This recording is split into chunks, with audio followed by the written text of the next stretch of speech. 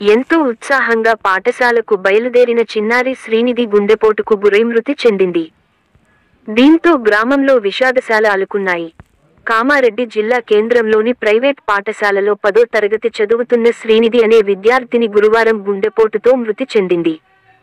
రామారెడ్డి మండలం సింగరాయిపల్లి గ్రామానికి చెందిన శ్రీనిధి కామారెడ్డిలో ఉంటూ చదువుకుంటుంది.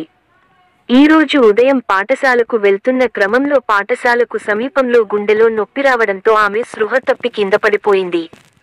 ఇది గమనించిన పాఠశాల ఉపాధ్యాయుడు వెంటనే ఆమెను ఆసుపత్రికి తరలించారు. శ్రీనిధిని పరీక్షించిన వైద్యులు ప్రాథమిక చికిత్స అందించిన స్పందన రాకపోవడంతో మరో ఆస్పత్రికి తరలించారు.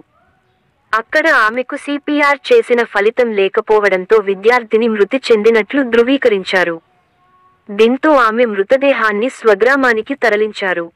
శ్రీనిధి మృతి చెందిన విషయానికి తెలియడంతో గ్రామంలో విషాద ఛాయలు అలుముకున్నాయి.